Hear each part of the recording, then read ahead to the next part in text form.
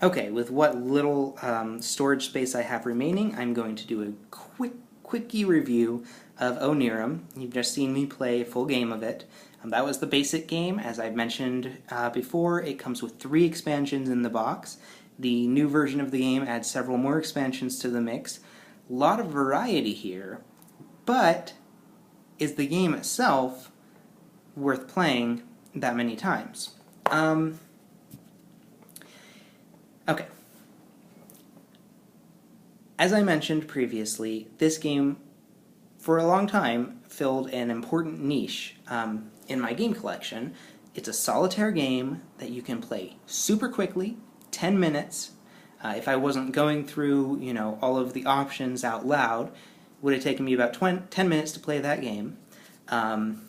Doesn't require a whole lot of brain power, so you can play it late at night when you're tired. You can play it when you're just sort of killing time in between, other activities. Very, very small box, very small table space, very versatile game that you can bring out in almost any situation as sort of just an in-between, sort of filler, time-waster game. So in that sense, it fills the classic role of a solitaire game of just filling time, just sort of letting your brain go on autopilot while you play this game and think about other things. Unfortunately, this game has pretty much been replaced at this point in my collection, and I'll tell you why. Space Alert, which I did my previous playthrough video on, takes roughly the same amount of time, 10 minutes to play, another maybe 5 to 10 minutes to do the resolution phase. A lot more going on in that game. A lot more, feeling of accomplishment. Way less luck driven, as you saw in my playthrough. There are situations in which you just cannot control the luck of the draw. There are ways to mitigate the luck of the draw, and pretty much the whole strategy and skill of the game is making informed decisions based on the probability of the cards remaining in the deck. But if the deck is just stacked against you, as you saw, I kept starting those runs of one color, blue or red or whatever, and not drawing the card I needed to finish it, or I discard a key hoping for just one green card, and none of the cards that I drew were green. A lot of luck in this game. Space Alert, almost no luck. It's all skill and how you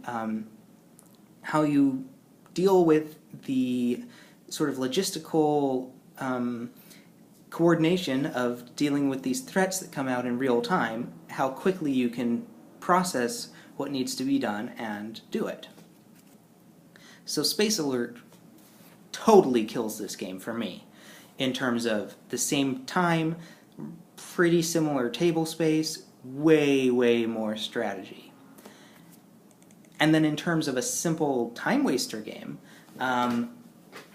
there's a game from Bruno Cathala and Ludovic Maublanc called SOS Titanic, which I will probably be doing a video on at a different time, which, again, roughly similar amount of table space, roughly similar amount of time that it takes. It says 30 minutes, but for a solitaire game, no, like 10 minutes maybe. And roughly as mindless as this game. This SOS Titanic is based on the classic solitaire card game, but I think it offers a few more decision points, and it's just more satisfying to play. This game, there's a lot of shuffling that, is a necessary part of the game, but at the same time, it feels a little fiddly. It can be a little frustrating to have to constantly shuffle the deck, and you sometimes get a feeling like no matter what you do, you're not going to win. In SOS Titanic, it's very difficult to win, which is basically the same as winning a game of solitaire. That's not going to happen every time you play. but it's got a really good scoring mechanism so that you can at least, try for a slightly higher score every time you play. And, for roughly the same amount of brain power, this is a more satisfying game for me to play. So this has really replaced Onirim for me in my collection. Should you get Onirim? I mean, for the amount of money, this is a great game to just have. You can buy it for about $10 online. The new edition, I think, is going up to about $20, but it's going to have a lot more stuff in the box. Like I said, I'm probably getting rid of this game, but I might be replacing it with the new edition, because I'm really excited to see what the new options bring to the table.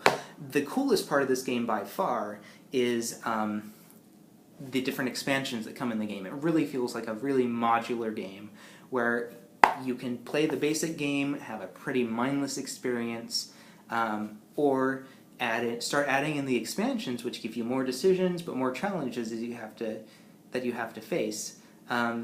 And if you play with all the expansions at once, it is almost a completely different game. Way more going on, way more to think about. It's still sort of driven by luck of the draw, but a lot of variety depending on which ways you mix and match the expansions. And I don't know if there's like 5 expansions in the new version or more than that, but there's at least 5 expansions as opposed to 3 packed into the new version of the game. And just adding those extra 2 expansions, exponentially increases the variability, the different ways that you can combine them. So I'm definitely interested to see what that brings to the table. I'm definitely going to try it. I don't know if in the long term this game is going to stick with me, but you might like it if you're new to the idea of solitaire games. Actually, also, this is a great 2-player cooperative game. It doesn't go above 2 players, so some people, only play games with groups of 4 or more players. You can't do that with this game, but as a 2-player cooperative game, it's also really fun. It actually greatly enhances the strategic element of the game, because basically how it works is everybody's got, I don't know the exact, it's been a while since I've played the 2-player variant, but they've got some cards in their hand, and then they've got some cards in a shared hand that's on the table. When you play or discard a card on your turn, you can do it either from your hand or from the shared hand. And each player is playing to their own separate labyrinth, and they have to get 1 of each color of door. So it's a lot more demanding in that sense. You can't just go for whatever color you have the means to go for. You have to get 1 of each color to allow your other player to get 1 of each color. And when you discard a card, there's an additional action that you get to do, which is swap a card from your hand with a card from the shared hand on the table. So, you can manipulate that to try and give the other player what they need. There's a lot of coordination. It feels like a true cooperative game, not just a modification of a solitaire game. So, if you're looking for a quick, fairly mindless game to play as a couple, perhaps, or with a friend, as a 2-player cooperative game, this is, I think, greatly improved from the solitaire version.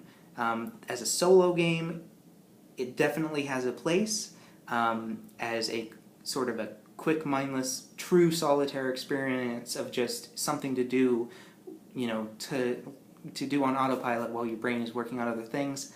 I'm not sure I could recommend it over SOS Titanic to fulfill that role, but if you see it in the store, $10, it's not going to hurt to pick it up. And definitely keep an eye out for the new version coming out later this year. So that is Onirim. Hope you enjoyed it. Hope you got something out of it. Please hit me up with any comments, suggestions, what you'd like to see me record next. Have a great Labor Day again. Bye.